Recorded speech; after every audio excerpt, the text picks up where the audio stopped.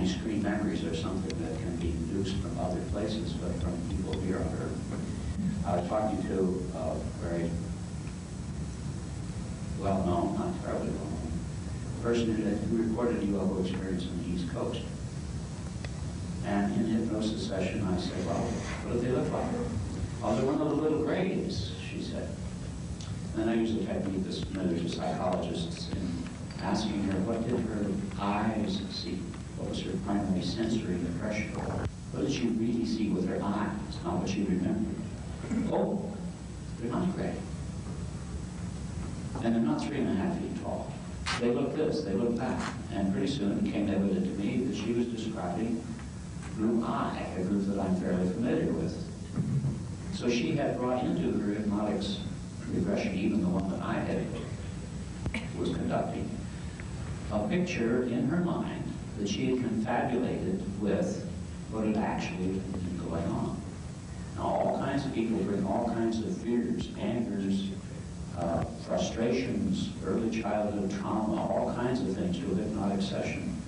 And it's so easy for them to confabulate those things with what's going on that's not necessarily of any extraterrestrial origin, because it's happening later, considerably later. Now, I'm glad that Dr. Turner brought up the reptilians. It's the same people that I know about it, but I have many people who have told me, some of them from first-hand experience, that this is the very group that Dr. Boylan has been investigating and looking into, that have had some kind of collaborative interest with the U.S. government. This seems pretty sinister, and many people won't believe that. And I'm not sure whether I believe it at all. But that is the group. That is the group that's been associated with the Area 51 government operation. Not necessarily very good people at all.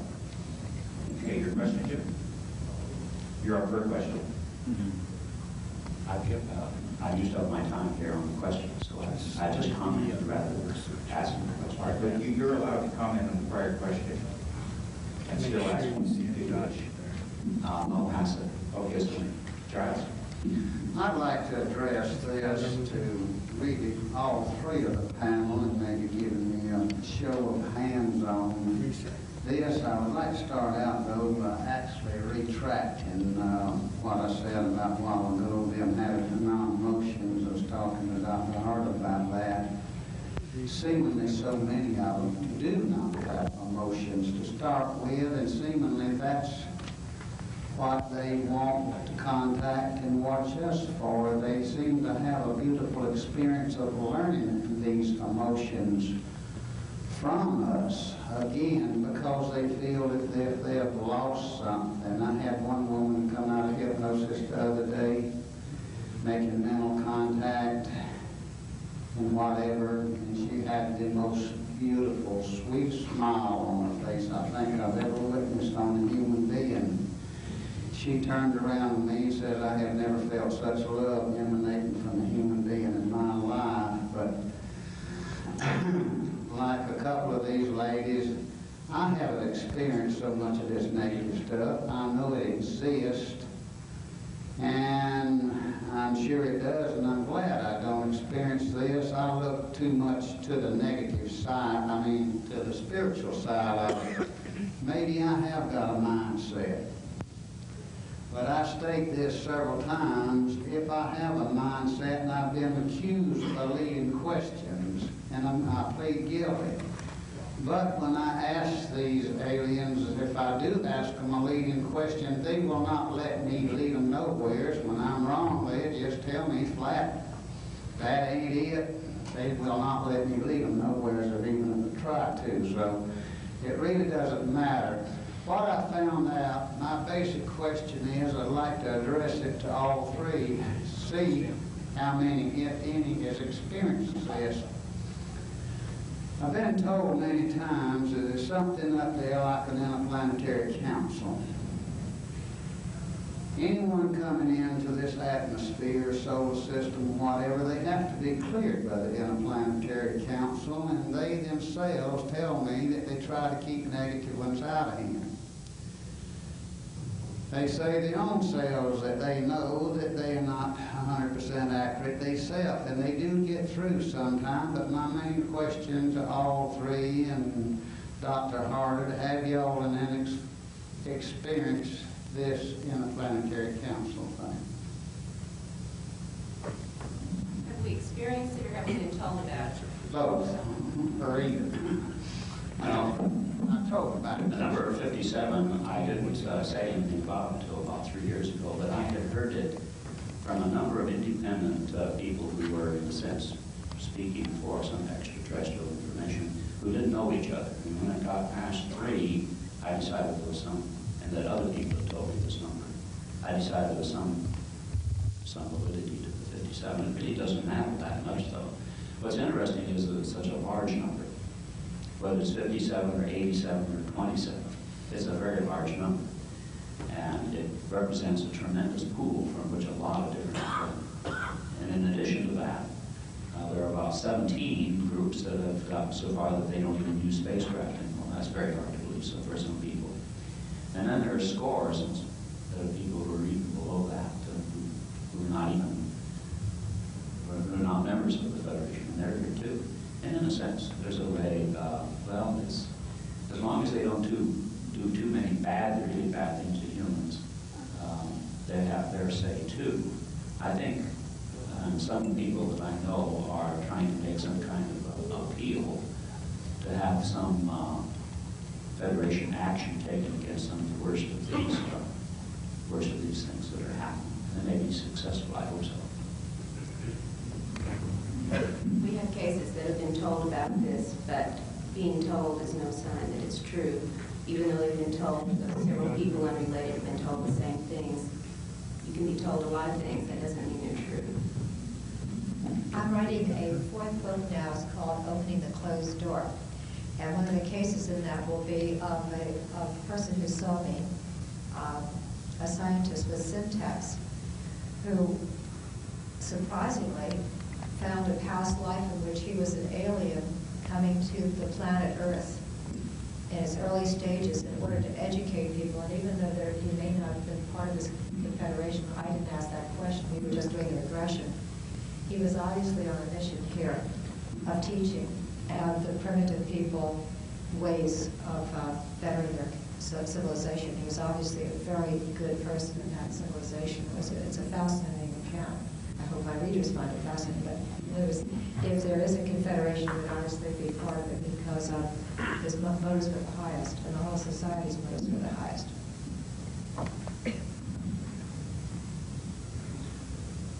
In my research, I don't have any information about a confederation. Doesn't mean it exists or doesn't exist, just that no one has reported it as such as a implied governmental or other compact. The closest I've heard to that is that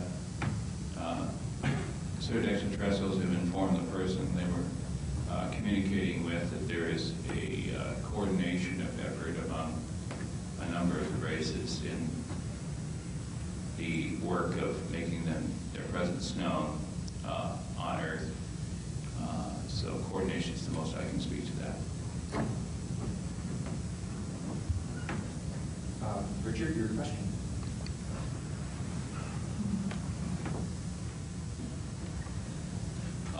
This will one be for Dr. Fiore. I'd like to ask you if, I think you alluded to this, but maybe go into it a little bit more.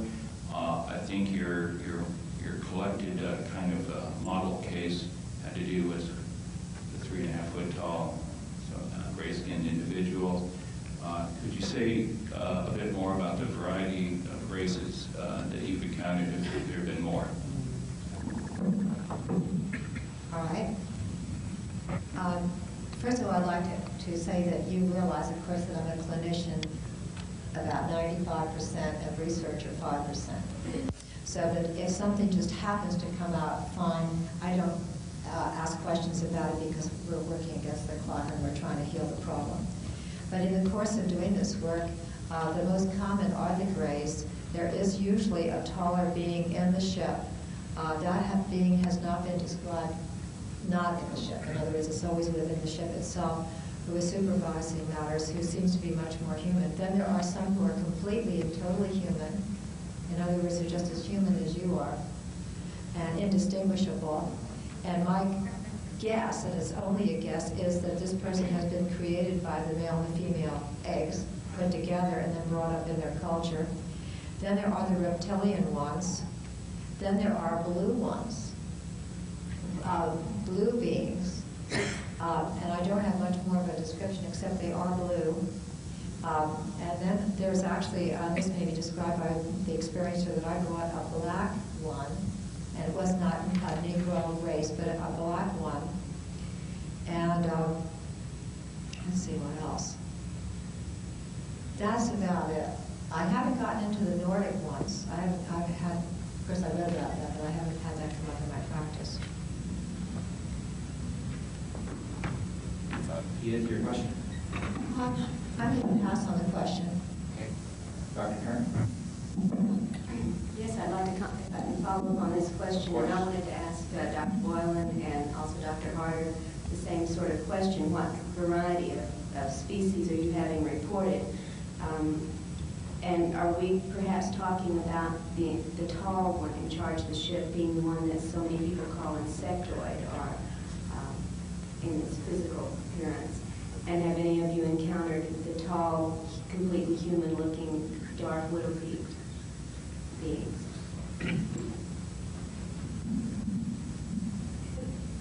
I'm a little flat-footed here. I'm going to have to do this in memory. I always have meant to collect all the descriptions and catalog by racial type, but a lot of time pressure. So as good as memory serves, I'll have to do here. First of all, I think gray should be eliminated as a term. I think it leads to confusion because I have heard described 3.5 to 4 foot tall grays, 5 to 6 foot tall, 7 to 8 foot tall. Heard of people with mushroom white skin and grayish tones, sepia brown, and I think it may be an artifact of lighting and background as to whether these are all different skin colors or variations on a basic color. Eye configurations, the large black almond up, the large black almond straight horizontal wraparound, ovoid black eyes, cat slit eyes, yellow, pupil slit-like, praying mantis type figures, not the literal bug, but a very thin, kind of characteristically posed figure that particular analogy leads to mind for more than a few experiencers. I've run across the black-skinned individual who in other ways may resemble the so-called gray to a degree.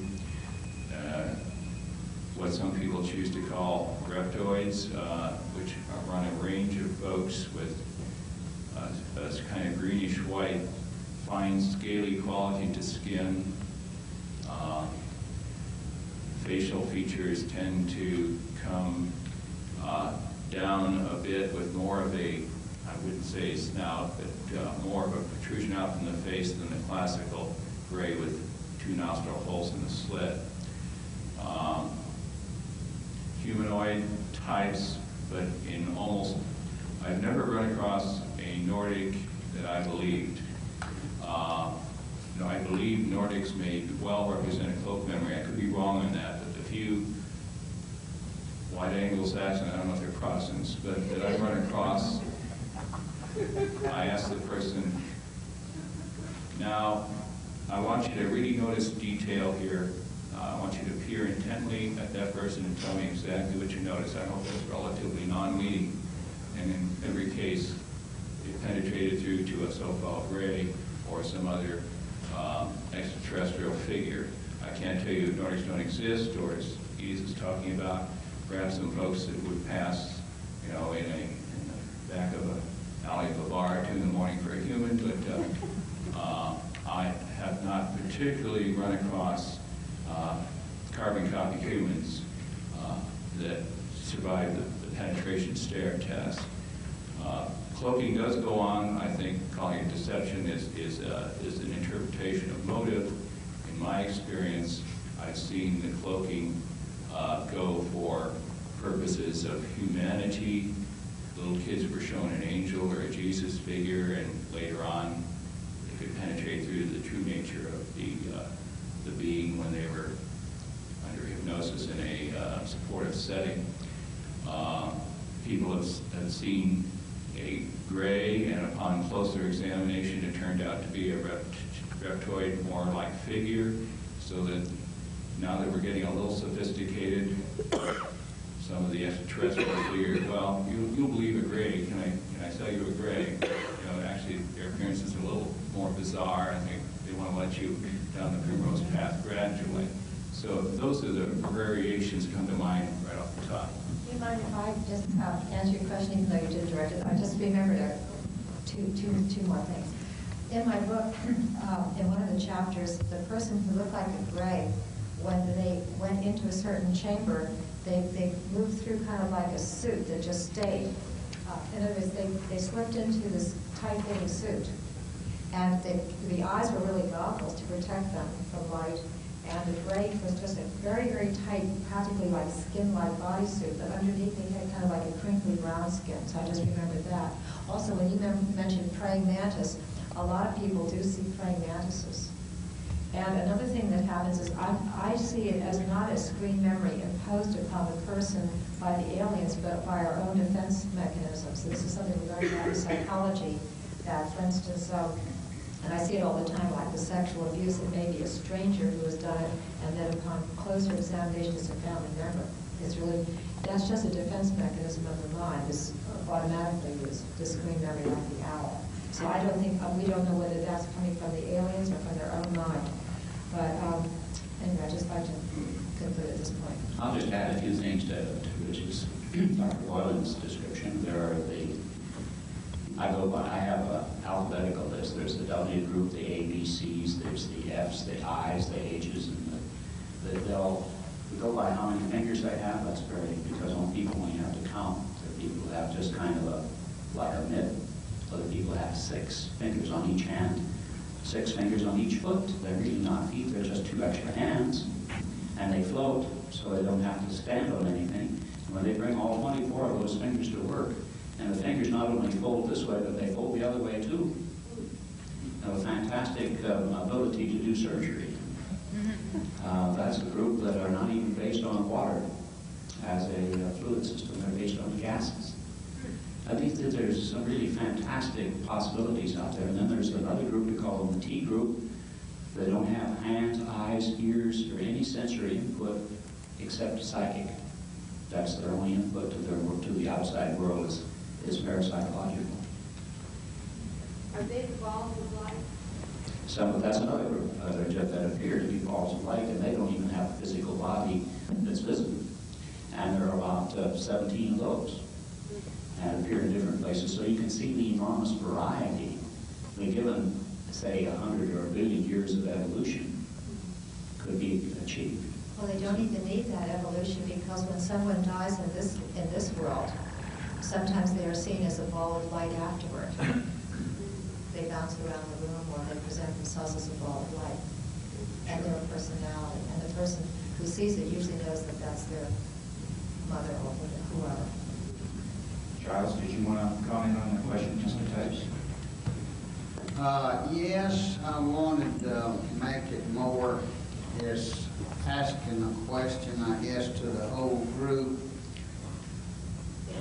I find so many of these people lately that fit in the category, easiest I know how to explain it, is most everybody here has probably read Ruth Montgomery's book, Walk-Ins.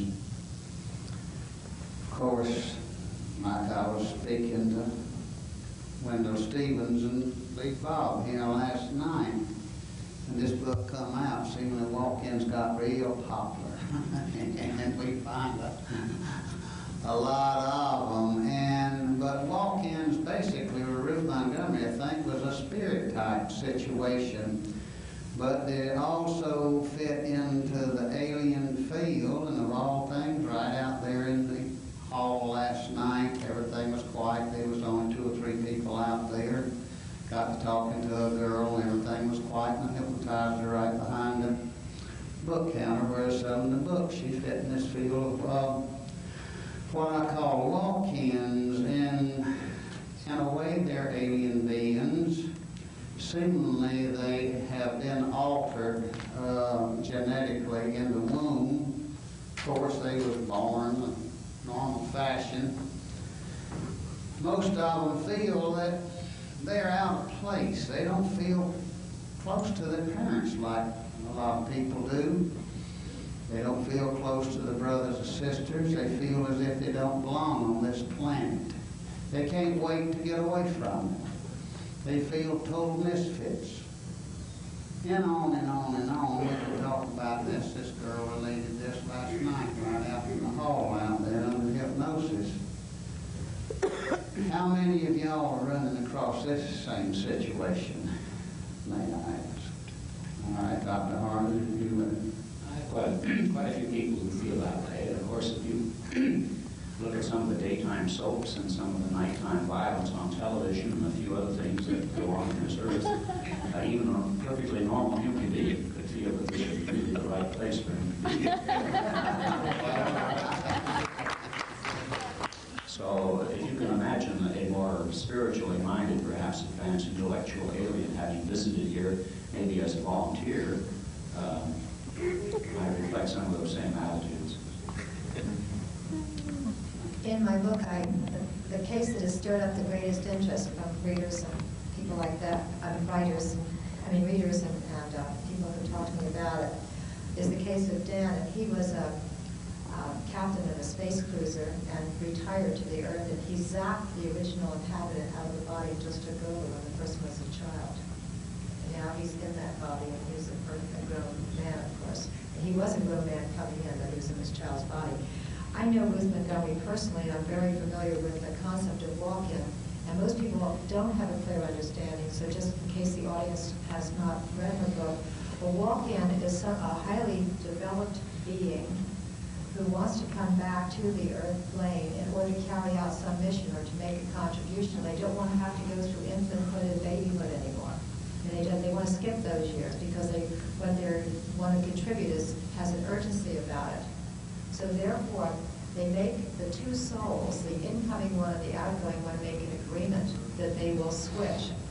Maybe the person who's in the body wants to commit suicide or is dying or something of that sort, but the body can be resuscitated, so to speak. So they make it, it's a mutual agreement. In other words, it's unlike the case of Dan, where he just zapped the other person out.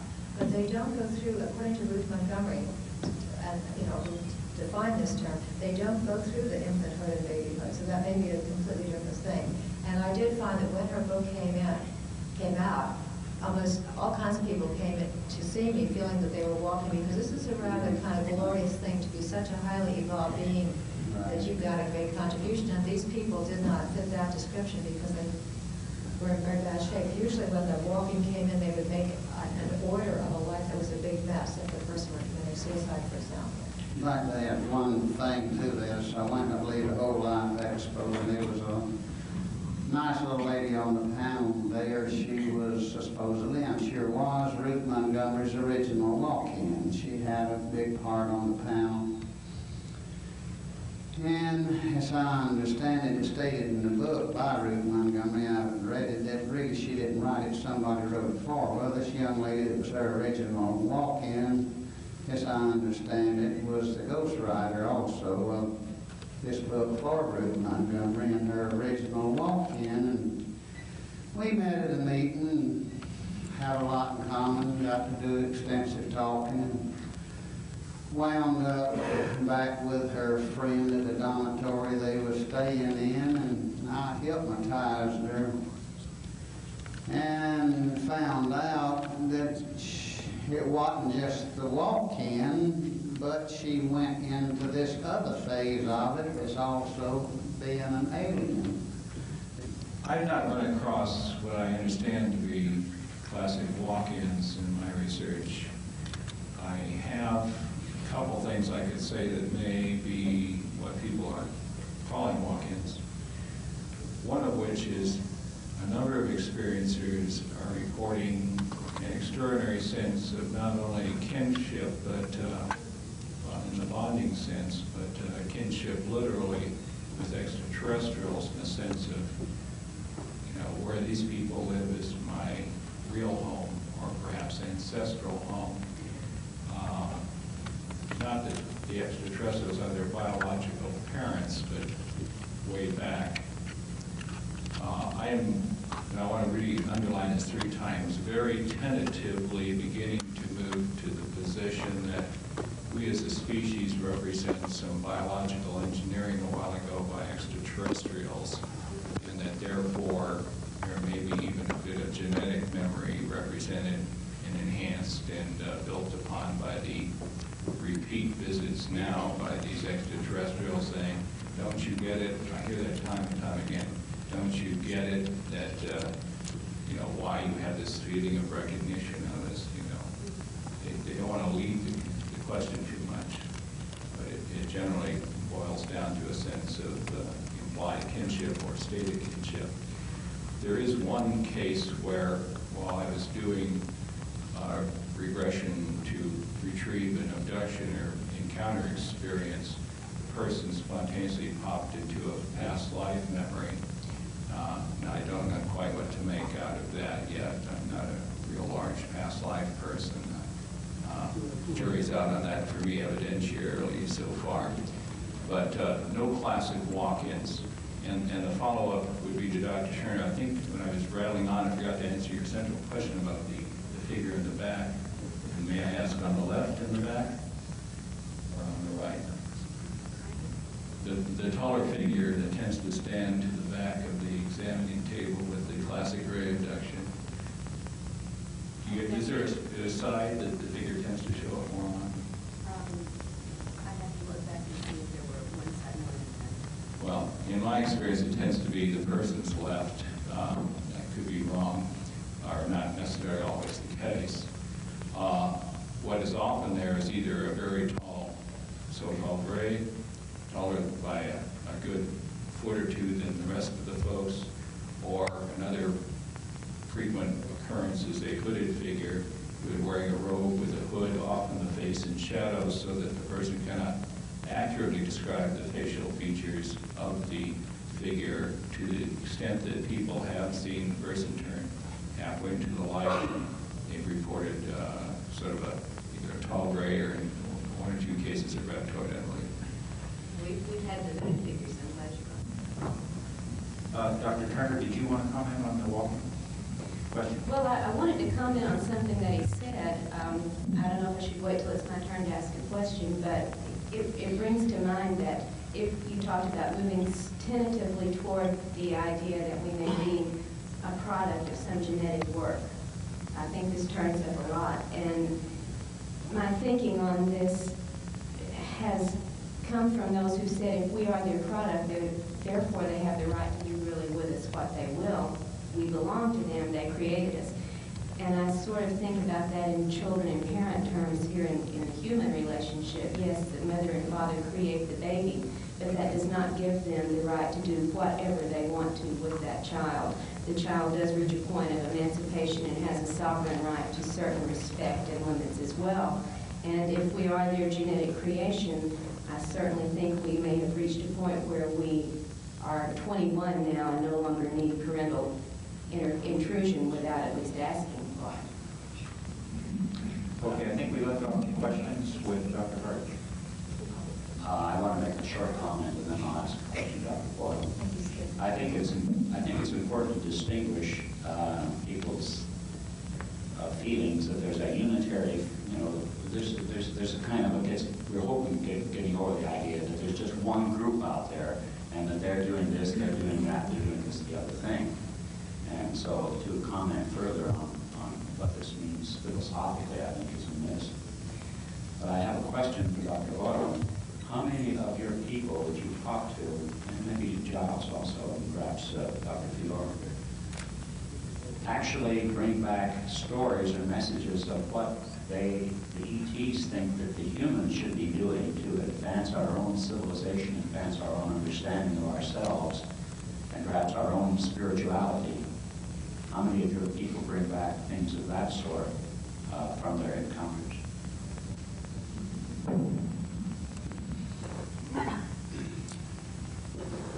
Glad you asked that question.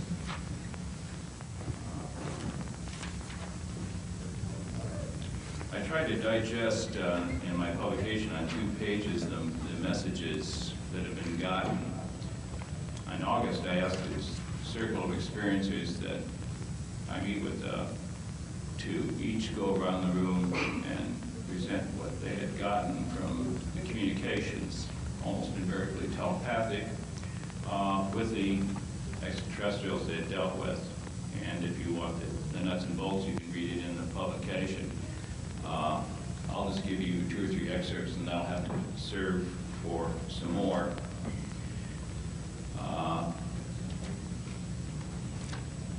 I got a feeling of wanting to be bonded with the ETs. I found myself missing them. When I was with them, I had a sense of peace, love. You become part of the principal ET individual dealing with you. He becomes your counterpart.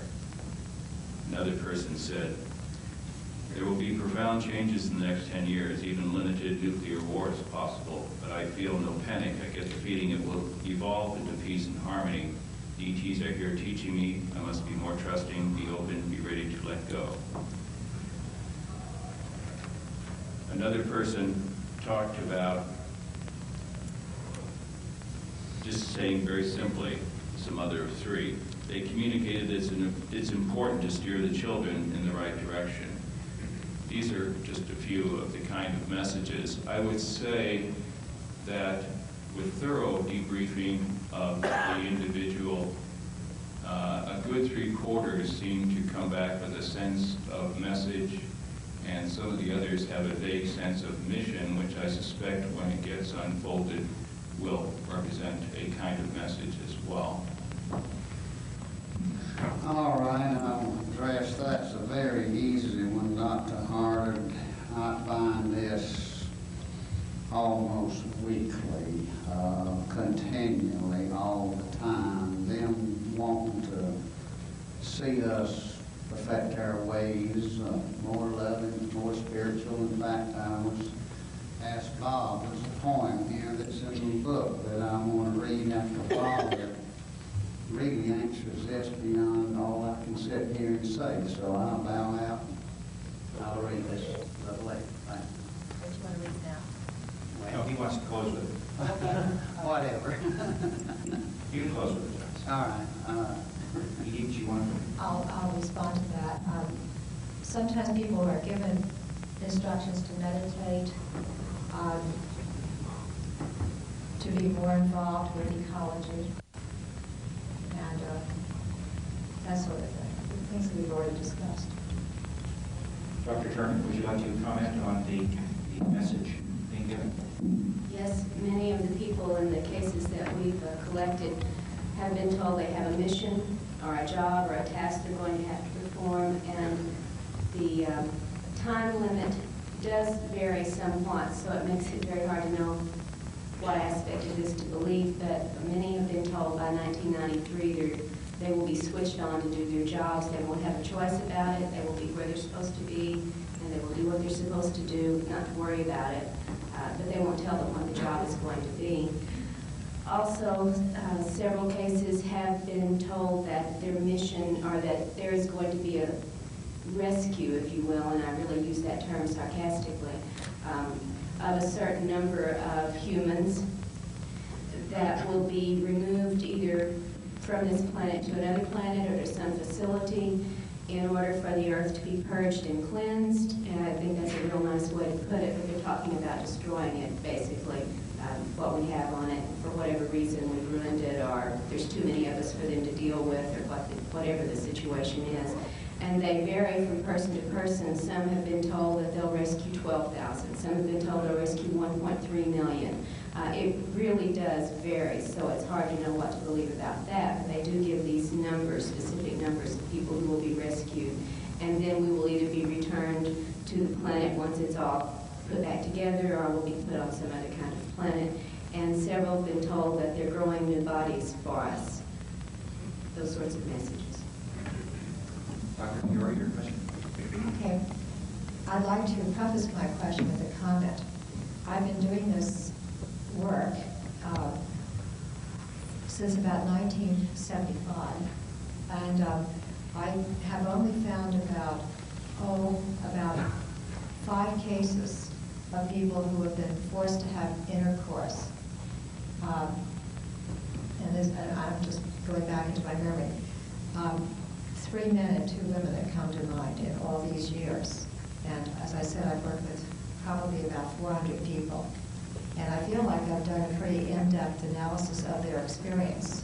It hasn't been researched, but they've gotten over their problems, and I feel like we've gone from A to Z with it. My question would be, I'd like to ask every other member, the other 4, starting with you, Giles, what is the incidence of sexual abuse that you have come across in your years of working with these people? That has been perpetrated by the aliens? Yes, in other words, that the aliens have forced the man or the woman or the child to have sex. I find that very little, and again, like Dr. Hardy said, because I guess I've got too much of a mindset that I look for the better things, I guess, and seemingly I receive them. I do find not too many sexual things. I have found one lady that had numerous ones with the reptilian race, I believe one of you mentioned a while ago. And she went into detail of that. According to her, she had 3 children in outer space. Give the ages of them. I forgot the ages now. One was 4, 1 6, and 1 7, I think. She had been picked up and shown these children to her, supposedly, according to her. And there was one particular reptilian that she had numerous intercourses with, and I don't mean to act this way, and she was real impressed.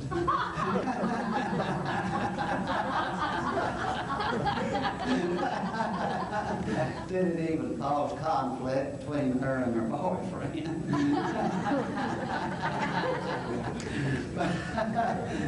I found not so much of the intercourses, but numerous times where they've been picked up and shown the fetuses aboard ship.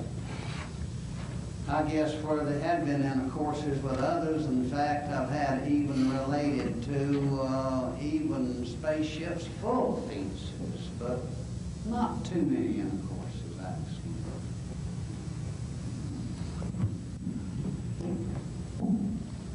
I want to speak to this topic because it's very emotionally charged, and I think it's an area of what my research tells me is large misinformation.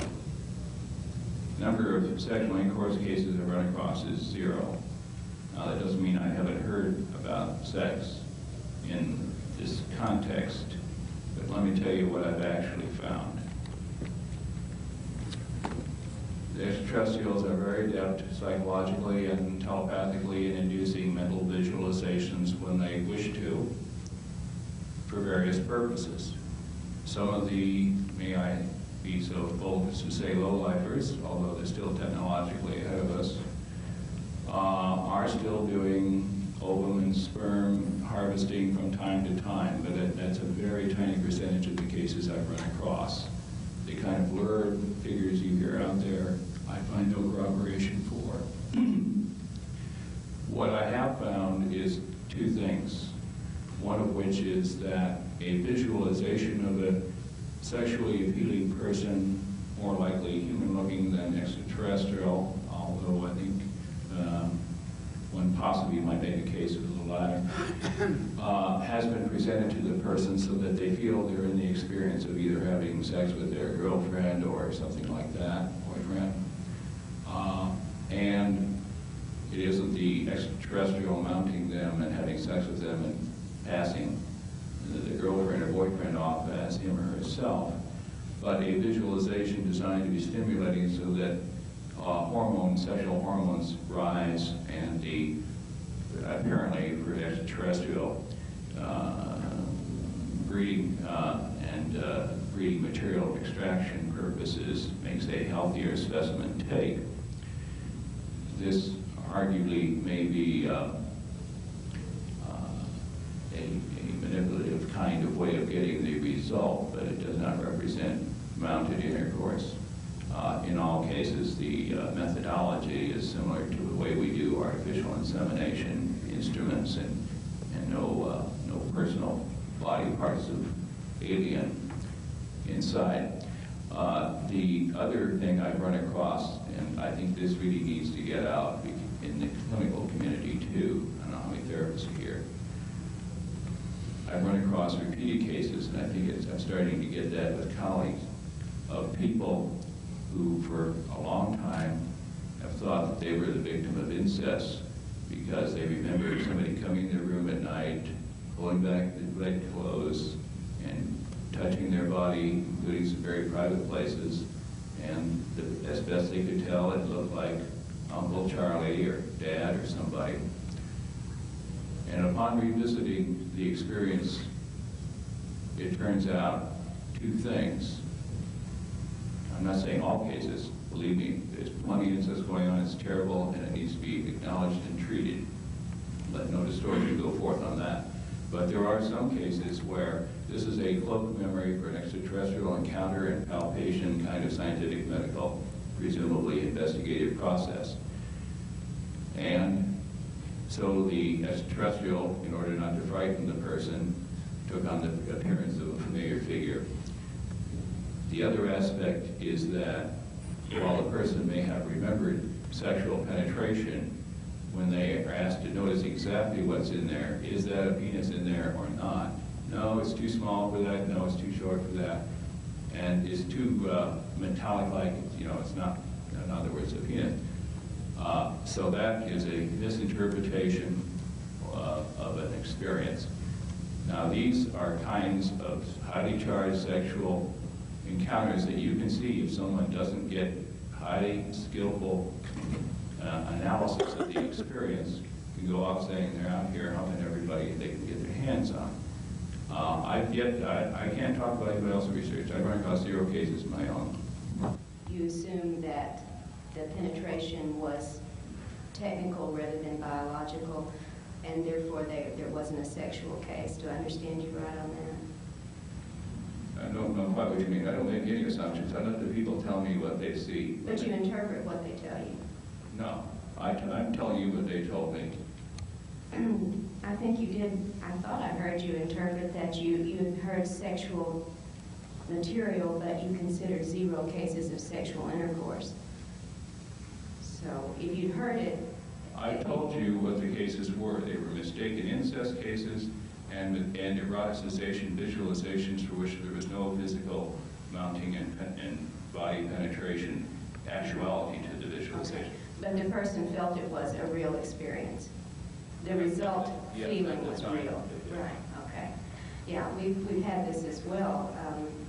I agree that sometimes what seemed to have been a human incest episode, and I know of one in particular that's very telling, turned out not to be human at all. But I think we have to look, on the other hand, those who would say that the memories of sexual encounters in abductees stem from real sexual abuse or incest cases, and these are the mask for them, have to be thoroughly examined, that doesn't really hold up. There are a number of abductees who were sexually abused as children, just like there are non-abductees.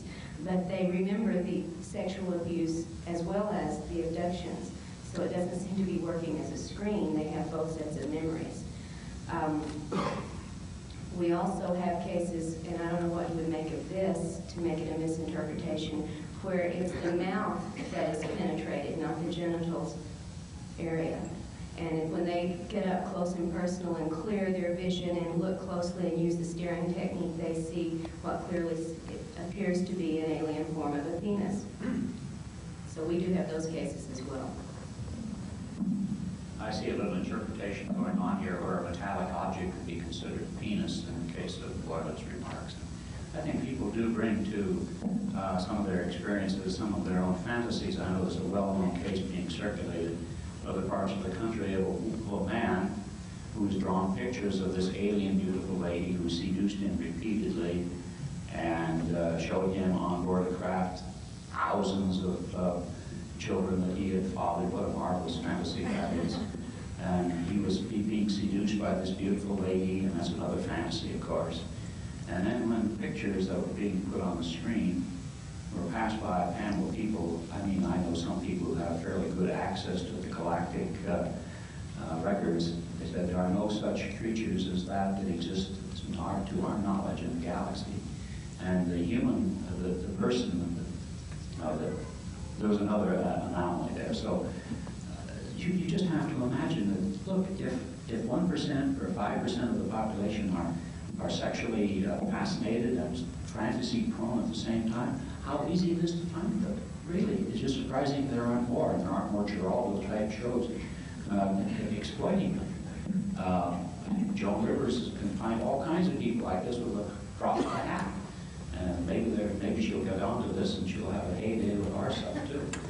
But I want to get beyond, if I can, this preoccupation. Oh, by the way, let me answer the question about whether I have had people. Yes, there have been 2 people, 3 people who reported, and I do believe they had real sexual intercourse. That they really enjoyed it. It was fantastic. They weren't forced on them at all. And I have various explanations for that, which is to a certain extent hypothetical. But I haven't found anyone, with one exception, who believed that it was forced on them, and then when I looked into that more carefully, it was a confabulation of earthly scene. I never heard of anybody having forced, and this is over 25 years, and maybe 20, 30, 40 people a year, and you'd think that if something like that came up, that I would have seen it. I've never seen a forced rape scene. Okay, the last question now for the panel, to the panel. We'll start with Dr. Harder and work back this way so we can end Giles on this part. Well, I do know, and in preference to my question, that people do get this sort of message of hope for the world. But I want to go further and say, have there been people who brought back pictures of what kind of things that we could be doing in terms of creating a better world here with our own earthly resources? They have any opinion about what we could do about ecology in more specific ways than just consciousness raising, or is that essentially what they're up to, consciousness raising? That's my question. Okay. Karla, do you want to take it first?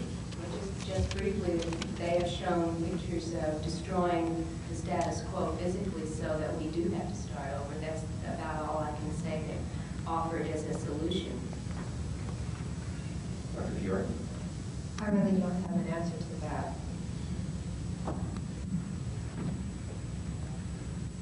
Information I have received from the experiencers suggests that the concerns about change, end times, cataclysm have to do with our destruction of the planet and our aggression against each other, not theirs. It's very obvious with their technology that they could conquer us anytime they felt like it, and have not chosen to do so. But they are very concerned about what we're doing to our own planet. And I think they must have a sort of galactic Sierra Club attitude that it's a shame the planet's a terrible thing to waste.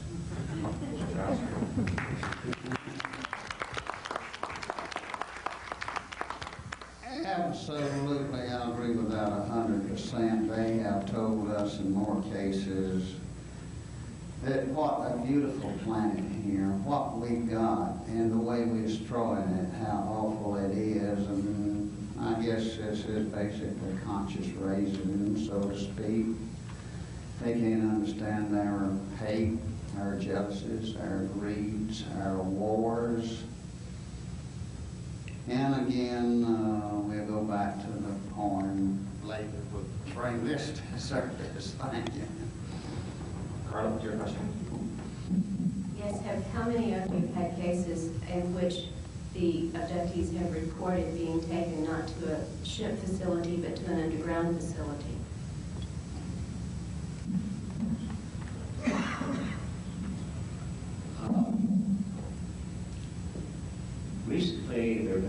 cases in California only this past year have I heard of this picture, and I have tried to establish whether it was a musty odor that these people were reporting, or whether it was just some screen memory for a room.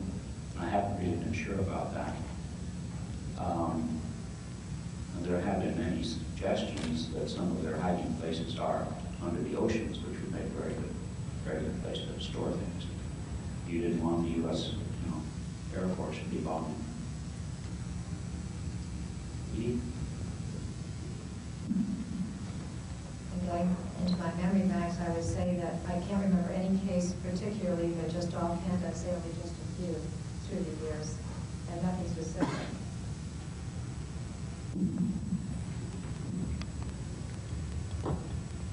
I believe that I've run across a couple of cases. The one that comes closest to mind is a cave in a mountain, and the experiencer was taken there twice.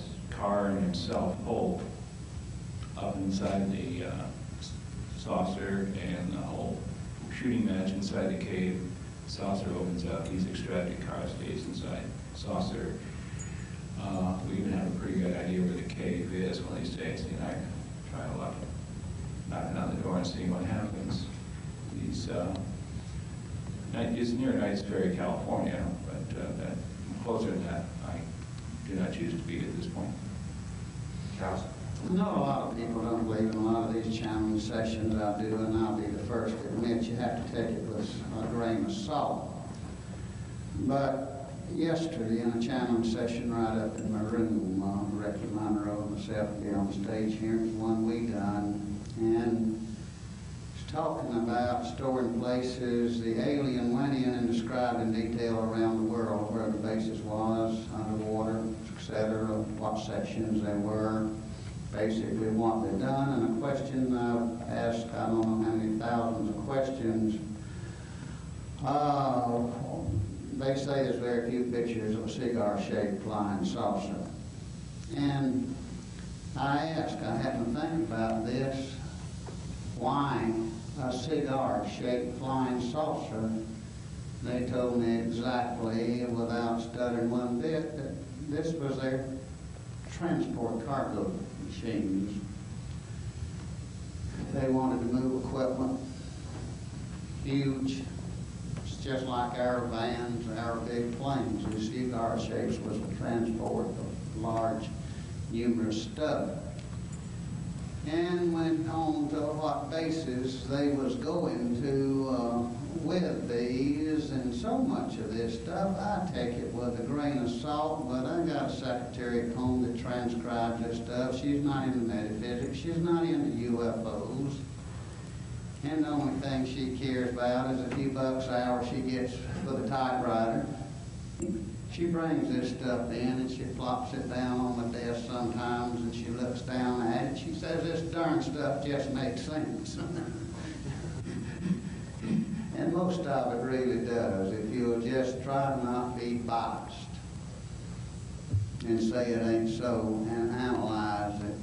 Such a large percent of it, it just does make sense. Thank you. Dr. Turner, at this point, I want to put the question back to you, if I may. In your experience, what has been reported vis-a-vis underground facilities and people being abducted? Yeah, we've had perhaps in the last 4 years, maybe 9 cases that have reported being taken into rather large underground facilities. And these are totally unrelated to each other. The cases do not know each other. They're often from different states or are widely diverse geographically. They've described almost identical details about the entrances, about the setup of what goes on in certain areas, and storage areas, processing areas, and so on. And these are coming from what I call virgin cases. They're not into ufology. They don't know John Lear or Jacques Vallée or Bud Hopkins or any of these names. They're not part of their background, so they're not getting this material apparently from an external source, but they're reporting very close similarities and details to these underground areas.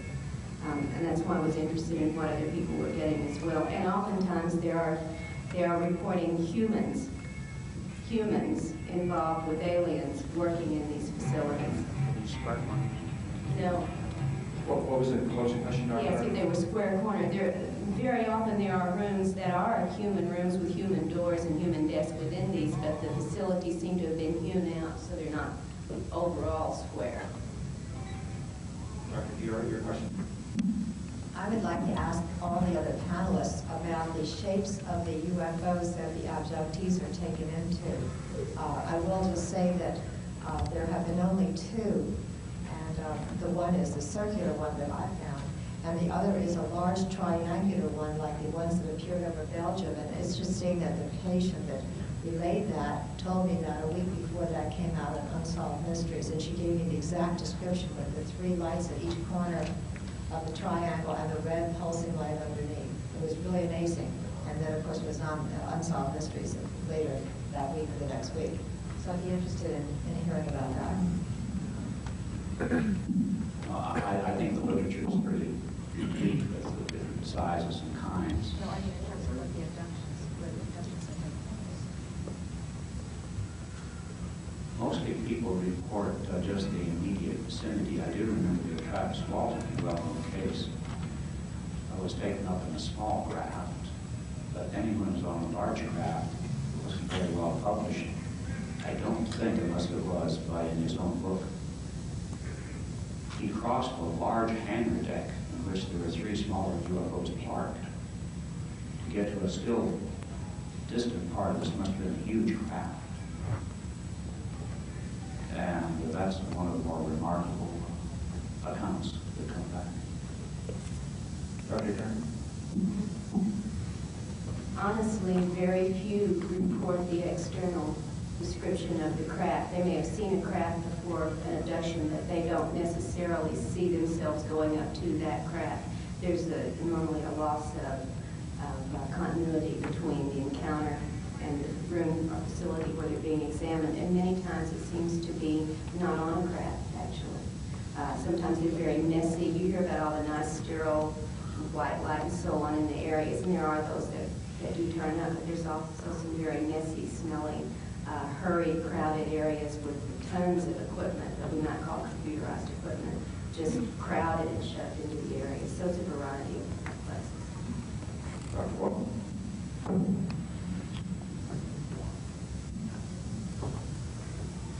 I've had a fair number of people, when I really have them slow down and go through the detailed experience, who get a glimpse of the kind of craft they're going up into. The huge preponderance of cases, it's spherical, roughly in the 30 to 50 foot wide. I should say round, not necessarily spherical. Looking from the bottom up, you see round, 30 to 50 feet wide. From being inside, there's some assumptions that it's domed. In other words, close to the usual variety of plastic saucers. I don't know that I can pull right off of memory variety on that. So, Thank you. Giles, the question as to types of craft? Most of mine, like Dr. Ball, there is pretty much classical, being the round craft, 30 to 50 feet, but sometimes, like Zal also mentioned, they don't see the craft, but sometimes seemingly they do take them aboard the smaller crafts on into the mothership, so to speak, and sometimes the people are just at awe. They lay there under hypnosis and they try to describe it and just say it's humongous, just something like that. That Lord knows how big it is. There's one landed at Hastings, Florida one time several years ago, and it was reported by the main real estate agent in town there, and it's quite a thing of its day. Dr. Heineck and all of his staff come down and investigated it, landed in a field out there, and presumably it's some other ship that just came down and landed in plain view in an old field. The man took a Jeep out there, proceeded to drive around it in plain view. Said he just had enough guts, he was going up there and asked those folks what did they want. Took his 2 grown daughters with him. It was in a field, used to be roads that went up and down. Probably he couldn't go 2 or 3 miles an hour. Said it took him 15 minutes to drive around it. He went back and made a normal report on it. He was going to stop, and his daughters started crying and whatever, begging him not to go back home, so he took them back. He reported this craft. This is back a number of years ago at the little place of Hastings, Florida, and Dr. Heineck flew down there, got a helicopter, searched the area, and they really didn't find a whole lot. They found a little stem of something, particle of a limb or something that had something very slick on it, slicker than any oil or grease that we knew of. Didn't find anything, and supposedly as the tale was, Dr. Heineck went back to Chicago and got a whole carload of scientists with taking soil samples and all this. It was quite an endeavor. While they was gone, the thing come back and landed again. And this fellow that done all this reporting, like I said, he was the main real estate agent in town. He was head of the Masonic Lodge, and there got to be so much publicity about this thing that it's on his farm there, and he had his own little real estate development, and I got this in a slide presentation, and I showed back home. He decided to capitalize on the publicity of this thing. And he hung another sign under his real estate sign, says extraterrestrial landing site. I got a slide of it at home, and they still really didn't find anything. Some company done a little documentary on it. I interviewed and talked to one of the deputy sheriffs that worked the thing, and it's the first time that I'd come across. Apparently he had a little visit for the men in black. First time I'd ever heard of them. This has been 15 years ago. I think I'm being told here in hush up. Thank you. Okay, Dr. Boylan, your question. And our first question. My question's real simple, Dr. Turner. Could you answer your own question about the different types of aliens that you've seen? That I've seen personally or that we've had reported? That you have reported in your research. All right, we've had the gray beings that I really don't consider to be aliens, considering they're always under somebody else's control, so I don't know about those. The praying mantis type or insectoid type, which is tall and has the very slim arms, very slim body, and seems to be in charge quite often. Another tall type with round eyes, with a round mouth that at least one individual has been allowed to touch, and has very spongy interior surface rather than teeth, and deeply wrinkled skin, that's a grayish-brown color. Reptilian sorts that are robust, have a scaly type exterior ranging from green to muddy brown with clawed and webbed appendages and quite functional teeth. The ball of light figures that often use either verbal or telepathic communication and to simply look like a basketball-sized light source. The human-looking blondes, but like Dr. Boylan said, many times, and we've had at least a couple of these cases penetrate enough with and without hypnosis to see that the blonde was a screen of some other sort of being that actually, in the one case the person had memory of without hypnosis, was rather bumpy and purpley and almost slick or wet-looking in reality, and this that had used the beautiful blonde image as a cover. The short gray, the very dark, black, slim figures that are often robed or hooded, and one that the person called Mr. Green Jeans because he saw it when he was a little boy and Captain Kangaroo was on, and it was about 2 or 3 feet tall and glowed almost neon green and floated. This is the best description we could get on that. Thank you. Next question. I was just curious from the panelists if there was, I was curious about some of the personal characteristics of a lot of the either abductees or contactees and so on. Dr. Turner had made a comment about that our planet, as a planet, we're 21 now, and that they can kind of leave us alone, that we are okay to our own devices. I'm just curious, of the panelists up here, just to signify by raising your hand, are any of you currently smokers now? I was curious if any of the contactees or abductees, do they have what society is considering to be undesirable personal characteristics such as smoking or drinking and that type of thing? Who are you addressing that question to? Jim. Generally speaking, a very healthy concern for health is a part of their life, sometimes taken even to extremes. You might remember the case of John Salter, who had an encounter, I think, 3 years ago, and who, after 1 year, more or less, getting used to the idea, completely stopped singing a very, very heavy tobacco habit. Apparently that had been something that had been put in his mind by what he believed to be an extraordinarily benevolent and caring group of people. Would anyone else like to comment on that? Karla?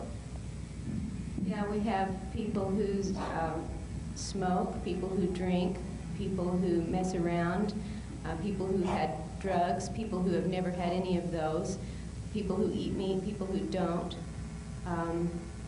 The only characteristic, I don't know why maybe that is an offensive characteristic to some of you, any one of those may be, but we don't have any one kind of personality or characteristic that seems to denote the abductee as being somehow different from the general population, except they do seem to be very intelligent and very morally benevolent.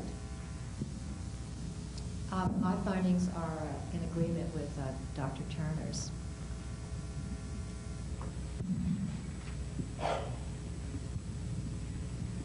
Interesting question.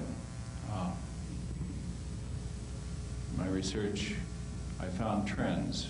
The starting contactee or experiencer tends to be your average cross-section of humanity. White, African-American, Chicano, Asians, youngs, old, middle-aged, both sexes, all socioeconomic classes. There's not much of a discriminator there. In terms of lifestyle habits, we have a usual range of people who smoke, drink, etc. But what we notice seems to be happening over time as people kind of mellow with the experience and presumably are being influenced by either thinking about their previous experience or in many cases renewed contact, at least at the telepathic message level, that more and more of the group are moving away from tobacco, away from alcohol use, towards vegetarianism, towards either earth spirituality or Native American religion or something in that spectrum. So there does seem to be some lifestyle shifts that occur as a long-term consequence of contact. The doctor's just about answered mine.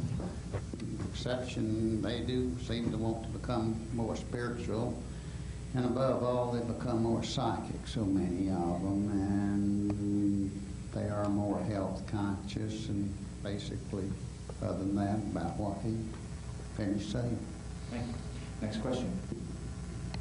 Hi, I'd like to ask all of you, a MUFON investigator in Massachusetts has encountered, and there may be others, cases of what he calls dual reference, in which experiences, as they call them up there, when they are on the ship, they slide into another identity or an expanded consciousness in which they identify with or recognize that they are themselves of that ship or of another group of so-called aliens, and that prompts me to wonder if we are not all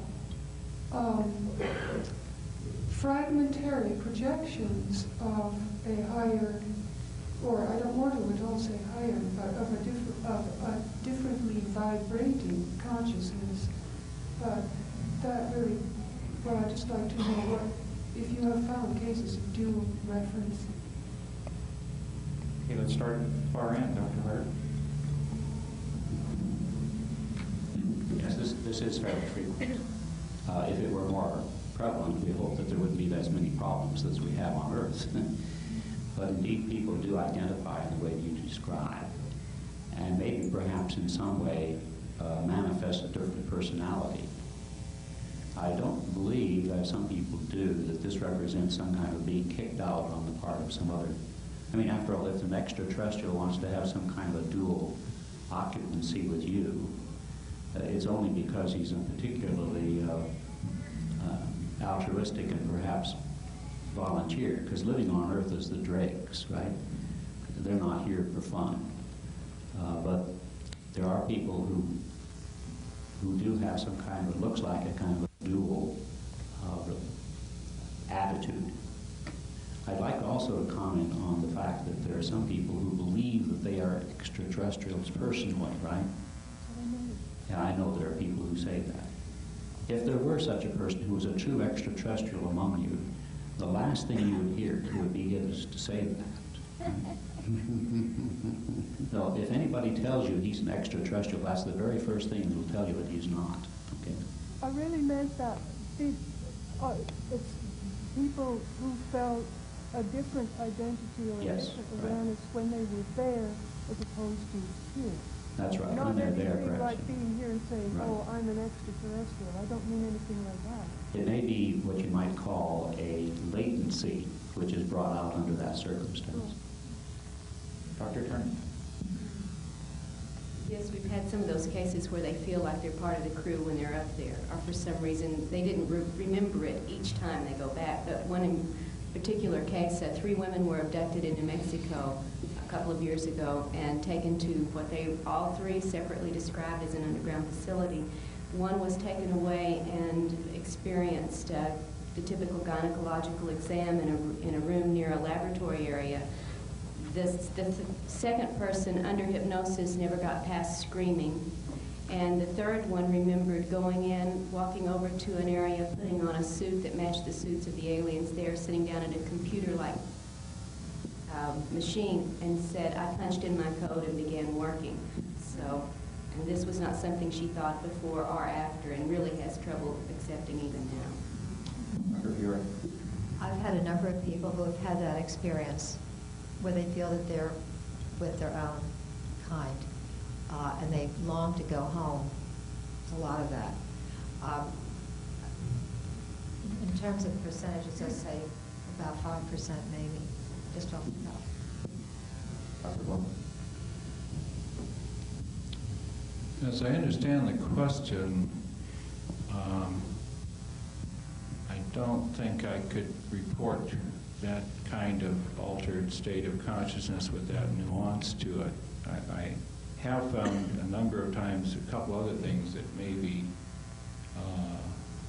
what you're talking about, or I'll just put it on the basis of what people I've dealt with have experienced. One of which is, as Dr. Fiore has said, a sense of kinship, more than quick friendship, but a sense of ancestral kinship. The other thing is people who have had a lot of earth trauma from fellow human beings have developed a readiness to move into an altered state of consciousness, out of body experience dissociated state, as you may wish to call it, and find themselves dissociated, looking over at themselves on the table, etc., because that's the way they've dealt with earth traumas, and that mechanism serves them well in this new setting. But as I understand you technically asked the question, I cannot confirm that. Giles, your experiences? I'll have to answer pretty much the same way they do. I've found multiple times they have felt that way, that they even become part of them. I got one man individual, supposedly he was aboard for 9 days, and supposedly it seems they was from a planet that the Mayan people was from, and they even taught him their language. And I know this sounds way out, but the big button, this thing under hypnosis now, sometimes this boy does speak what we think's Mayan. He speaks it fluently. I done one session where I had to scold him to get him out of Mayan and back into English, if that's what he is, and he writes in it. Supposedly he was aboard in 9 days. This is kind of hard to overlook. Next question. I have a two-part question basically addressed to the whole panel. First of all, can any of y'all explain why UFO sightings come in rashes and why we have lows on them? And have y'all had any reports from my home state basically, which is Georgia, because where I come from, we are currently having sightings and by people every day and every night. Thank you. Dr. Art, you want to start? Yeah, perhaps they moved from to Georgia from Alabama, where you may recall the 5 sightings of about 3 years ago. I'm not sure whether that's some kind of an experiment to determine what a large number of sightings would do to the psychology of a local group of people. I mean, maybe they are very interested and concerned about what would happen should there be a more intense evidence of their actual physical presence. And they might take some place like Fife, Alabama, or Belgium, or some small place where they can have kind of a close observation of the effect. And that might be an explanation of what you're observing. Dr. Turner? I don't have any explanation that comes out of the experiences in my office, but I just have some hunches. And one would be that the activity is increasing year after year in different areas, and sometimes it subsides, but I think that we are being prepared. All you have to do is look at the contents of the movies and the documentaries, and you can see. It'd be interesting for someone to plot the frequency of movies that are related to UFO and aliens, and it's just increasing and increasing. And I think that it's very significant that E.T. was chosen twice to be shown on Thanksgiving because he had such a huge viewership. So I think that it's a way of getting us prepared. I mean, that's just my own personal guess. It doesn't come out of any kind of finding from my office.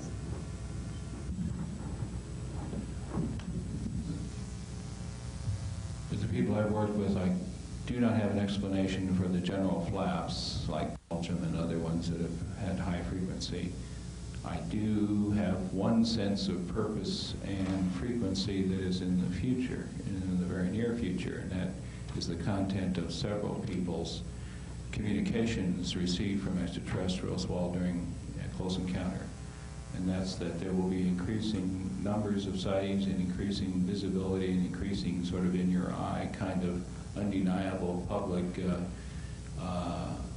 kinds of sightings mounting in the months and year ahead as part of the conditioning for the open revelation of the extraterrestrials widely among us despite the government cover-up. I agree with basically the above there. I believe for a number of years that the extraterrestrials, along with our government, is spoon-feeding us in a lot of different ways. Could take 2 hours on that. Like these contacts, I told somebody the other day that I deal with and hypnotize. They're coming out of the, so to speak, the woodwork now. I've had as 4 and 5 different ones a week, and I made the statement that I think it's being changed now from being spoon-fed, and I think there's a little small shovel being used instead. So, Well put. Next question. This is for Dr. Fiore. I was curious to know if an update on your case study of Dan. What was so anxious to get back on his battle and whether or not his experiences might be used to be, that he might be able to be, if you have any comment, if he might, his experiences here might be useful in some sort of future time as a cleanup operation or something like that. I haven't seen Dan since I wrote that chapter. We talked on the phone about 6 months later. He was very, even though I had invited him into my office to do that work, because he was not a patient, he benefited therapeutically from uncovering those memories and felt much more at peace with himself. I have no idea as to his future use, but that's an interesting question. Everybody's curious about Dan. I think that he was the star of the book. Thank you. Next question. Okay, I have two related questions. Do any of you know any ways of protecting yourself, your family, from abductions? And I think that's where the smoking question came from, because my wife had read somewhere that smoking can protect you. In fact, she took it back up for that particular reason. And the next question is, how can you question a child without traumatizing a child about what they may have? If you see some things in their life that makes you think something's happened, is there a way of safely questioning them to find out the truth? I'll start by answering. I used to be a child psychologist when I first started my work, and that was my original training. I would think that just at home what you could do is, first of all, you just listen very carefully to what your children say, and without asking any leading questions, but just asking questions that would open the door for them to tell you more without any fear of being ridiculed or whatever. And then also you could have them draw. Just ask them to draw pictures of what they saw. And watch their doodles, because they may draw, or their drawings, they may draw pictures of ETs without you even asking. So I just think that that's a form of therapy, art therapy, and that can be very helpful to help them to master those emotions. So that would be the answer to the one about the children. As far as protecting yourself by smoking, tell your wife to stop smoking. She's killing herself by smoking, and she's not protecting herself at all, because a lot of my abductees were smokers. And also, by the way, I would like to add that after repeated abductions, they some of them have given up drugs and drinking too much and are cleaning up their act, so to speak. As far as how can you protect yourself, I'm sorry that I have to be negative about this. I know there is one lecturer who feels that you can use your free will and surround yourself with white light. I don't find that does any good. I'm sorry to report that. But my own feeling is that maybe in the rarest of cases, but as a general rule, and I would say I don't feel that, say, 95% of the people who would attempt to repel these experiences or repel the people, or to prevent this from happening by using any kind of protective things, because people have prayed, and when they see the aliens, they start praying, and if they've had these experiences and they remember them, they pray to Jesus and Mary, and they don't get any protection. And so what this does, of course, is they feel God's letting them down, and so it just adds to the whole problem. But I don't know of any way that they can forestall to avoid this. Go ahead, Rich. Well, to the first question about protection, I guess I'd ask why. It's not nice to answer a question with a question. And to follow up on that,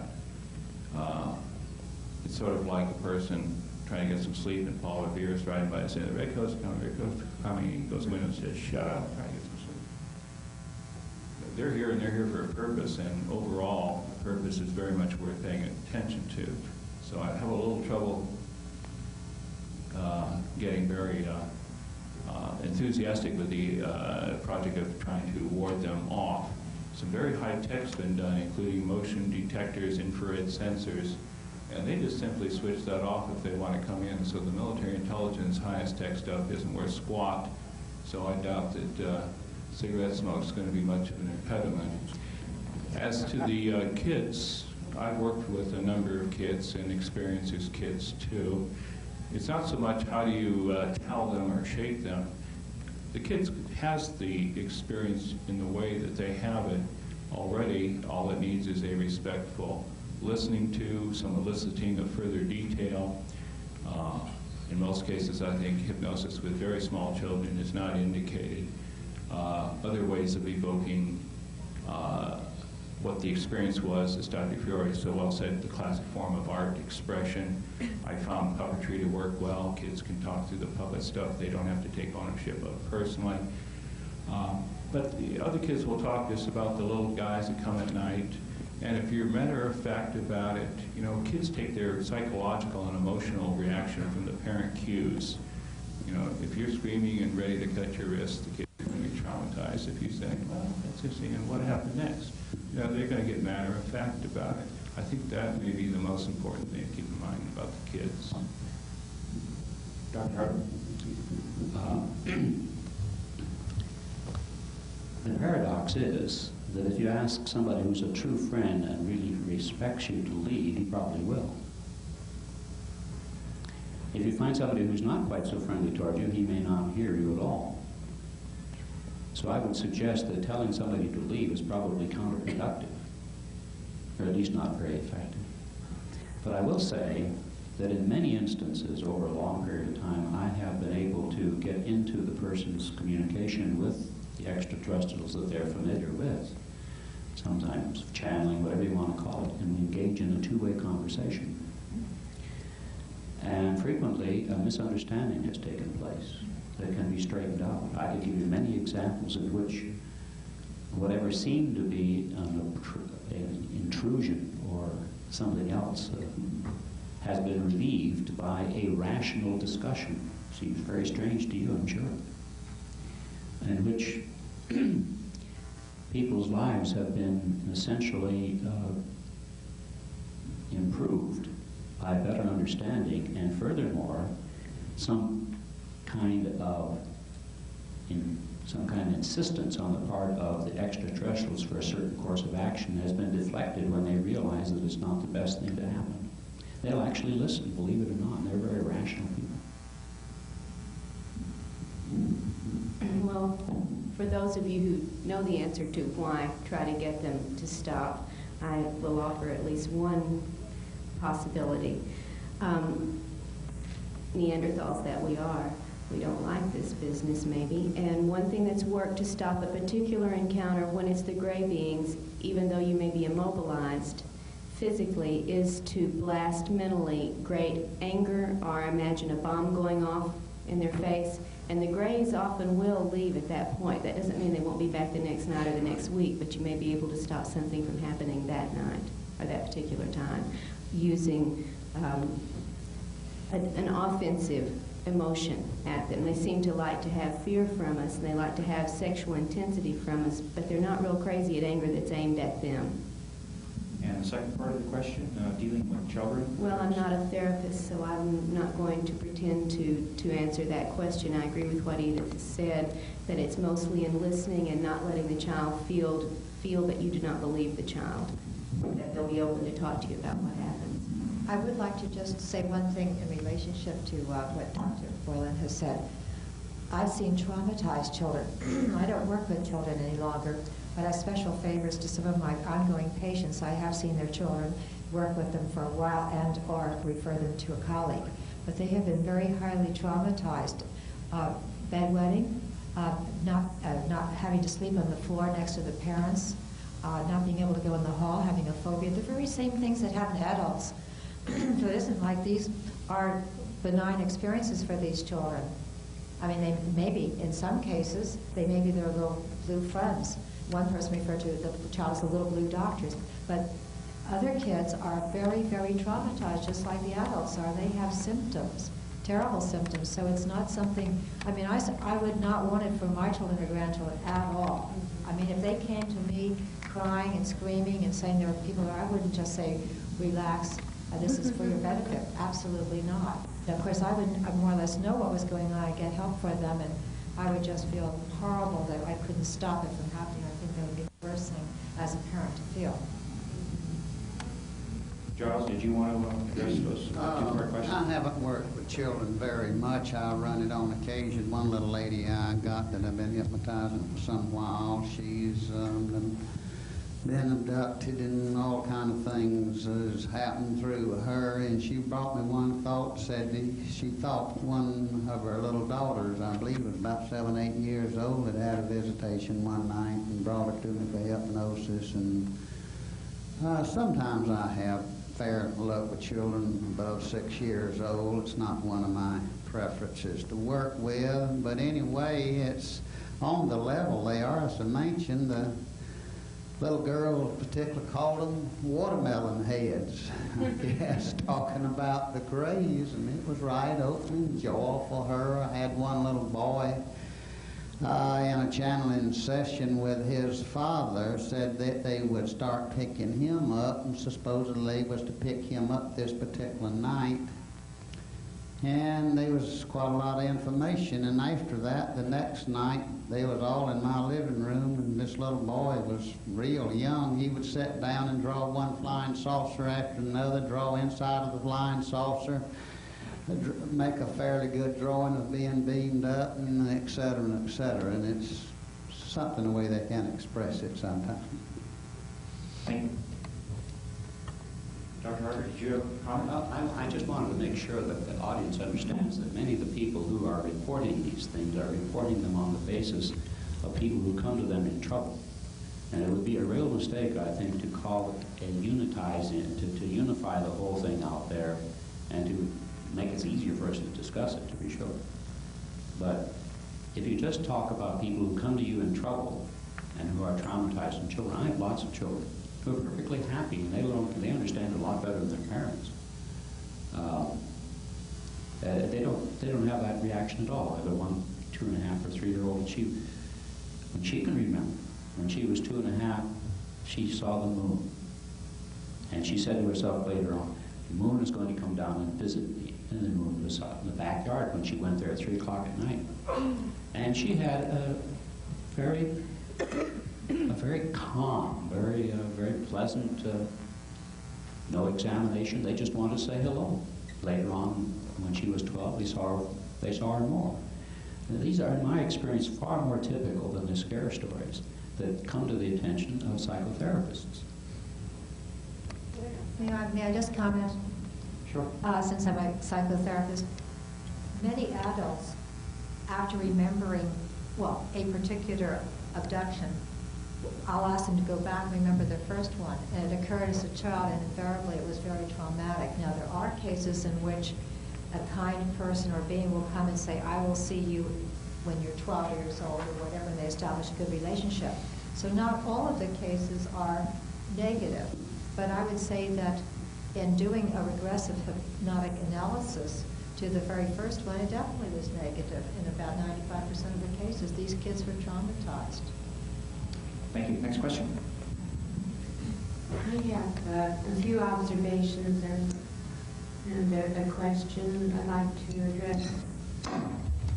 One to Mr. Hamilton. There's Dr. Hamilton. No, Giles Hamilton. Giles. You mentioned the cigar-shaped ship, and I have heard about ships that were so huge that they would be as large as the city of Los Angeles floating above us. I wonder if any of you have had any experience with any reports of something like that. I've had them reported, I mentioned a while ago, and described it, and said the only way one fellow, he described it, he said the only way I know how to describe it is humongous. I had them described not as big as Los Angeles at St. Augustine. I had one described through a channeling session one time that everybody in St. Augustine, Florida could be put in it. I've had them described as 10 miles long, and it's unreal. It's unreal. Then I had a question for Dr. Turner. In listening to the Billy Goodman show, which you may not be familiar with, it was emanated from KVEG here in Las Vegas from 89 to 90, about almost a year's period before it got shut down because of Global 2000, the Kissinger depopulation plan. And in it, there were calls, people calling up about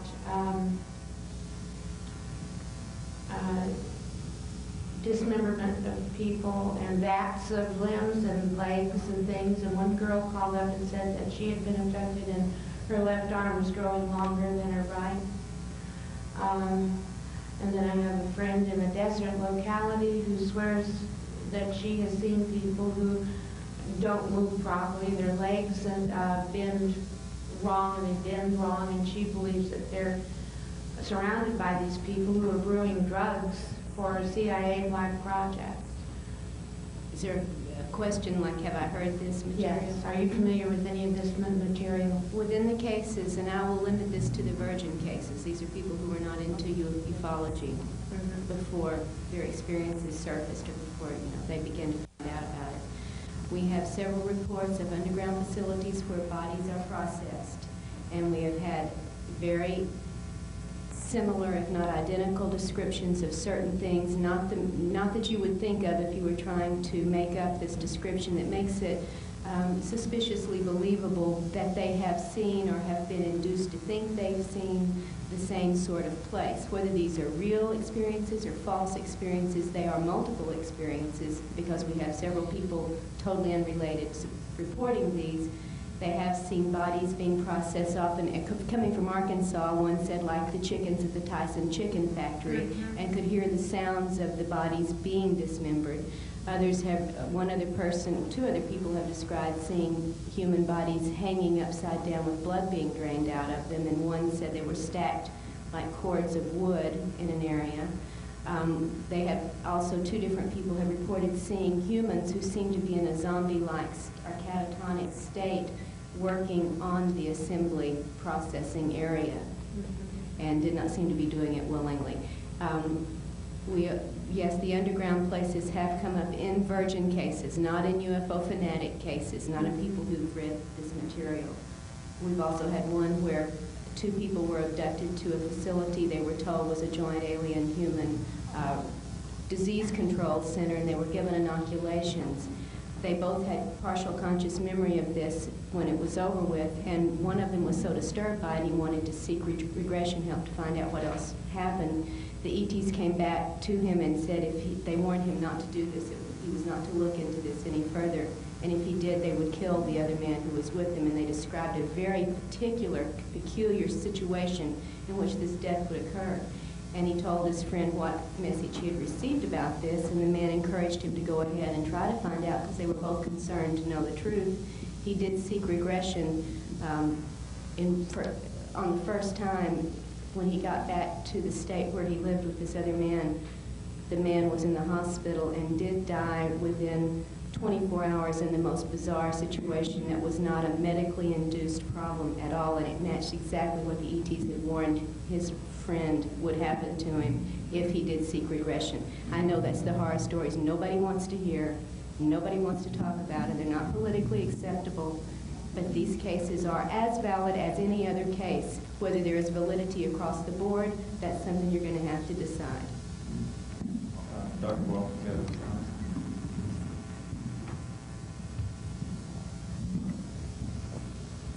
The cases I present to you represent people who I've screened for psychological serious disturbance. And as a result of that, I have 0 cases of such lurid tales. I think the inference there need not be elaborated further. We understand the inference. I really do. Well, it's not a lack of evidence, it's not evidence of lack, of course. And I think we have to take everyone's data as it may pertain to something, but not necessarily infer that it's the whole thing that is happening.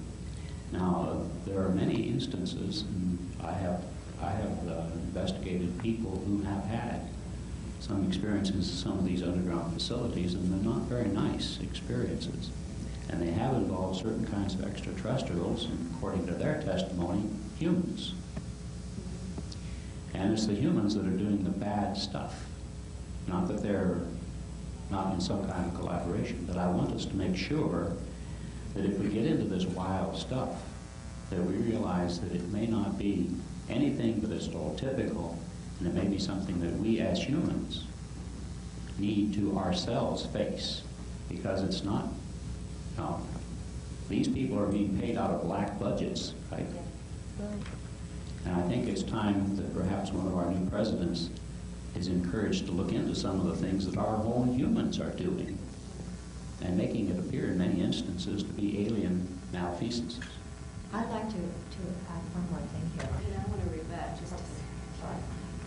Dr. Turner made a very interesting statement that this was just as valid as anything else that was presented. And she was not claiming that it was valid or invalid. And I think that you have to look And all that we've told you, as you just have to see whether it fits right for you. You cannot take any of this as facts. Some things are facts that we're telling you, but when it comes to what is remembered under hypnosis, that's why I use the term clinical validity. If somebody has a symptom and they remember something and they get over the symptom, to me there's a clinical validity, but it still could be a fantasy. It just doesn't make sense to me as a fantasy. But in other words, what she said could be a fantasy, even the man did die, but on the other hand, it could be completely true. And I think you have to look at everything that we say up here in that light. Certainly there would be records, wouldn't there?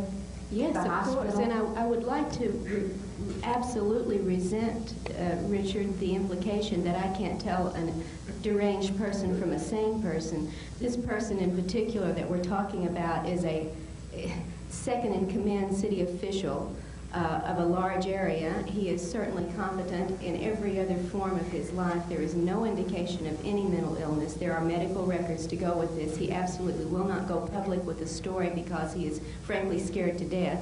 In the other cases of the people reporting the underground facilities, as I said, if you want to give me a criteria to judge their mental capacity, I'll be happy to apply it, but I hope you would think I would know better. I mean, I don't have a PhD in psychology, but I've certainly had a training in ascerning and discerning material and people that I would not work with anyone I suspected of mental disturbance. I would send them to a therapist. And none of these cases I've talked about qualify as mentally disturbed. Go ahead, Rich. Rebuttal of rebuttal. Only a qualified psychotherapy professional can discern people's psychological states. It's not as simple as they're schizophrenic or they're well. There is for example, delusional disorder representing one narrow band of delusional thinking where everything else about the person is perfectly high functioning. Arguably, certain people have headed Fortune 500 corporations and perhaps headed the United States as president with such a disorder and function very well from many criteria of functioning. The other thing I should say to this is psychological disturbance does not just include delusional states and other such clinical entities. As I said further, the evidence, I think, is mounting that there is a serious black operations, probably military intelligence, mediated effort to stage pseudo-abductions and pseudo-alien chambers with the most god-awful stuff, of which I'm sure these reports represent just a sample, designed to peddle the psychological warfare agenda that the aliens are evil and we need to crank up the Star Wars weapons and blow them out of orbit. I cannot show you the classified documents to prove this. I think the evidence will continue to mount. But what I have seen so far from people inside government, including victims, is that such is going on and accounts for much of the dark alien worst case scenarios. Moderator's prerogative here, please. Are you not giving at all the possibility that the particular case that Dr. Turner just cited could have happened? It seems as though it's going a little bit beyond an educational program, a covert educational program, if in fact there has been a very high strangeness death associated with this. Yeah, there have been more than one. Well, I don't. I mean, What can I say? The covert folks, killing somebody does not give them pause if the stakes are high enough. I see, okay. That's certainly not a criterion that it can't be covert ops. All right, okay, so then my understanding is that you're saying, yes, certainly this could have happened, but you don't particularly think that it's alien influence. Well, I don't rule out a few criminal elements in the lower aliens working with criminal elements on our side, but I take exception that that is being pandered about as the representative case or the very large percentage case of what's going on. Oh, okay, fine. That clears it up for me. Thank you. Dr. Harvey? I would also echo that we don't talk about it very much because the evidence is a little bit fragmented, but it's getting more solid. And that evidence that there is one group of what Dr. Boylan calls the low life of the universe is working with some of the low life of the U.S. government. And who they are, of course, they won't tell you. They don't. But there's a $35 billion black budget, and that's that's enough to cover a lot of activities.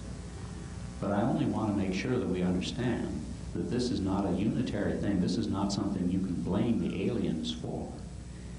In fact, if 95% of them are actually, they abhor this whole thing, and perhaps they'll have something that they can do about it from the other side.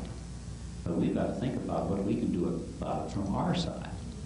We've got to get this world in order. This is just a, perhaps even this is a small point relative to the other things we have to do about controlling population, ecology, and many other things that they're trying to encourage us to do, to encourage us to take on a more spiritual and loving attitude towards each other. These are the main issues I think we have to address. And this other stuff is a sideshow. It's very serious, and it's very serious to the people who are being involved, but I shouldn't wish us to think that this is something that is essentially central to what we really want to talk about.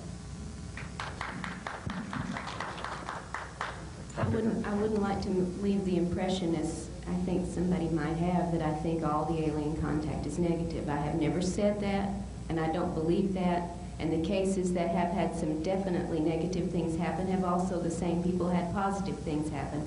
I do think there's more than one group at work here. What I'm trying to do by pointing out this other side of it is balance the picture a little bit, because you get a whole lot of how wonderful the aliens are, and you get very little about the other side of it, and both things are as valid, one as the other. And to say, why should we want to stop them coming in, for instance? Well, you don't know when the door opens or the psychic door opens which one's coming in. We need to know what all sides of these aspects include. I'll just leave it at that. Thank you. Next question. The first question, it's been my understanding that the Greys, the so-called Greys, are here doing the genetic experiments with us primarily to create this hybrid race, being that they are more technical and lack some of the emotion that we have. They're trying to create some kind of a master race, or a race that can have the best of their qualities and the best of our qualities. And I'm just curious as to what your understanding of this is, what your views of this are. Are you addressing it to a specific I'm sorry, member? yeah, any one of the panel members. Okay, so we can start at the end and work this way. The Gray's purpose. Well, first of all, we're making a certain amount of inferences. We're making hypotheses on the basis of very limited information. That there would be hybridization makes sense to some people who don't know very much about biology and how many millions of data, how many millions of base pairs there are in the human genome. The Human Genome Project is beginning to appreciate it's a fantastic problem. Now, to hybridize human physical bodies, fantastic problem and hardly worth it. But if you want to improve a person's psychology and making him a more loving person, more psychologically capable of dealing with things in a positive way, that might be a hybridization of a certain kind that's relatively easily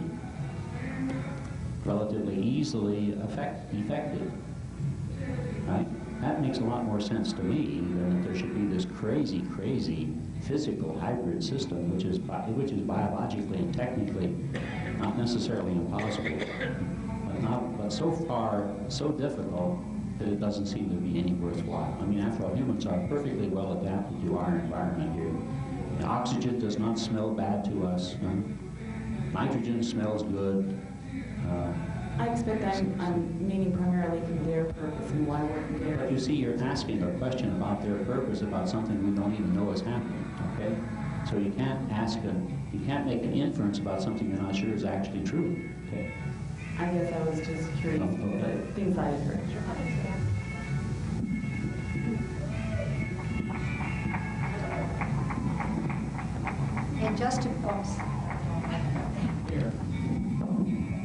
In just about every case of a CE4, the eggs or sperm or fetus is taken, and even if the person is immature, like if they're a 9-year-old boy when this is happening, obviously it seems to me that would be an immature sample of sperm.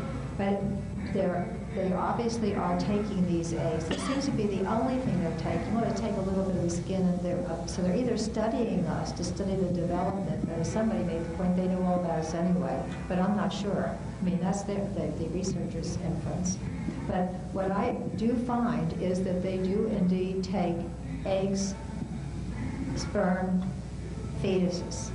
I've also had people who have been taken back to the ships and shown hybrid babies, and you're going to meet one of these people. My experience, if I brought one, we'll be talking about that today. So at least in one case that we're seeing today, this has happened, and my memory serves me, there have been plenty of others too. Now, why are they doing this? First of all, I don't know whether we can believe what they tell us. And secondly, it would seem to me that if they are taking the eggs and the sperm, maybe I'm a little paranoid, but I think they're creating the ultimate spy, because they've got a human being. And they can do a test tube baby and have a human being that would be indistinguishable from us, raise them in that culture and put them into our culture. Their bodies would be adapted to this culture. Maybe they'd be in some kind of sealed environment there, but they would be a wonderful spy. I mean, this would be great. Since all of our governments have spies in every other place, why can't they have some spies? So that's one thing. And why they're doing the hybridization, I don't know. There's some kind of theories that they don't have emotions, and they can bring emotions in, or they're weak and they need our genes. I don't know. I mean, that information is not clear, but that it is being done seems clear to me. I said there's some things that are theoretical and some things that are fact, and if this business, and anything that comes out under hypnosis can be valid, I do find that this is being done routinely. Rich, the Graysburgs. Well, first of all, there's a number of races or different source types that could arguably fall under the general flabby moniker of the Greys. So we've got that problem. Multiple presumed star system origins of folks that may look vaguely similar. That's just one part of the problem. I do not find in my research that the majority of cases involve reproductive product specimen taking. There is a significant minority of cases in which that does occur, the purposes of which can be inferred. First of all, sperm and ovum are a fine example of DNA. They embody a very classy form of a sample of the entire human being. Obviously, that's where babies come from, why they resemble their parents. There does seem to be among certain of the races that are relatively at the low end of the evolutionary spectrum some fertility product processing. It seems to go in two ways, one of which is to tune up the next generation of kids. This is partially information, partially inferred by perhaps modifying the genetic code of the fertility product and then reinserting it in the contributor so that their subsequent children will have enhanced qualities. Another line of endeavor appears to be borrowing these products possibly for use on off-planet subsequent fertility. A third case seems to be borrowing these products, reinserting them, having the person, woman in this case, begin a gestation period, and then at the first trimester, removing the fetus for further growth in a off-planet site for purposes we are not clear about. I'd like to just add something for a few moments here. I did a regression in Berlin on a reporter for the International UFO Symposium. And he was taken aboard a craft, was forced to have intercourse with his girlfriend. She got pregnant, the baby was taken, and he was very disturbed and started to cry and all that sort of thing. And then later was told by them that this person, that his child would be a boy, and it would be very helpful. It'd be a great contribution to mankind. And so he felt so much better. And he really felt good. So we went the whole gamut in that regression. But in other words, I did want to say that besides maybe having him as a spy, which is my thought, that coming out of that regression was that this child would be put back here as a plant. He would be a human child, but he would be very, very helpful to the world. Charles, did you have a comment on that? No, not really. I can't add a whole lot to this because, like I said, I've only dealt in the gray stuff a little bit for the last year, and I have one woman, I don't know why, apparently in her shin down there. I've got a slide of it at home where they've took out a particle of bone, and I'm finding, I don't know if they finding out, a lot of times, particularly in women under the hairline, we find it in plants. It looks something like a birthmark. It's not in one particular concentrated piece. It's flaky. It's covers usually an inch, sometimes 2 inches, like a light birthmark, and it's not all red. It's kind of mingledy like, and this seems to be the ones that they usually channel through whenever I find this back of the neck. They usually will neither make mental contact, and that's about all I have to add. Okay, ladies and gentlemen, we have run out of time. I'm sorry for the one yes and no.